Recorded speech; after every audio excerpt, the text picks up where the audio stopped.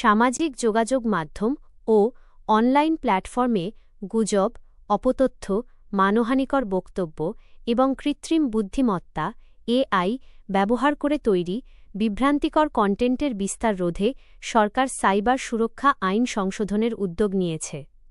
জাতীয় সংসদে স্বরাষ্ট্রমন্ত্রী সালাহউদ্দিন আহমদ জানিয়েছেন, মতপ্রকাশের স্বাধীনতার নামে রাজনৈতিক ব্যক্তিত্ব, রাষ্ট্রীয় গুরুত্বপূর্ণ ব্যক্তি ও তাদের পরিবারের সদস্যদের নিয়ে যেসব কন্টেন্ট প্রচার করা হচ্ছে তা প্রকৃত অর্থে মতপ্রকাশের স্বাধীনতার আওতায় পড়ে কি না সে বিষয়ে নতুন করে সংজ্ঞা নির্ধারণের প্রয়োজন দেখা দিয়েছে।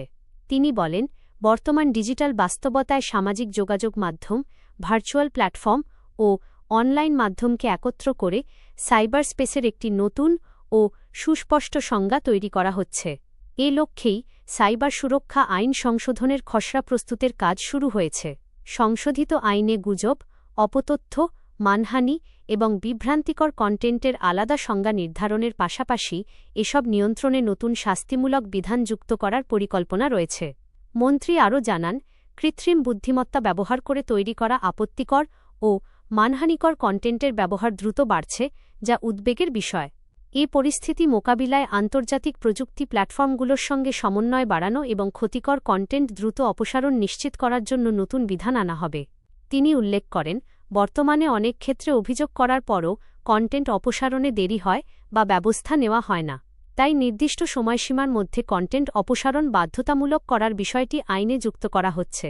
এছাড়া আইন প্রয়োগ ও কন্টেন্ট অপসারণ প্রক্রিয়াকে আরও কার্যকর করতে সংশ্লিষ্ট সংস্থা ও নিয়ন্ত্রক কর্তৃপক্ষ, যেমন জাতীয় সাইবার নিরাপত্তা কর্তৃপক্ষ ও বাংলাদেশ টেলিযোগাযোগ নিয়ন্ত্রণ কমিশন বিটিআরসিকে প্রয়োজনীয় ক্ষমতা দেওয়ার বিষয়টি বিবেচনায় রয়েছে।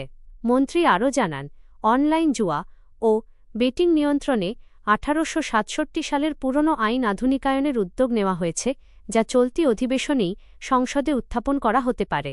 সব মিলিয়ে নতুন সংশোধনী ও সংস্কারের মাধ্যমে সাইবার নিরাপত্তা জোরদার এবং ডিজিটাল প্ল্যাটফর্মে একটি নিয়ন্ত্রিত ও নিরাপদ পরিবেশ নিশ্চিত করার লক্ষ্য নেওয়া হয়েছে।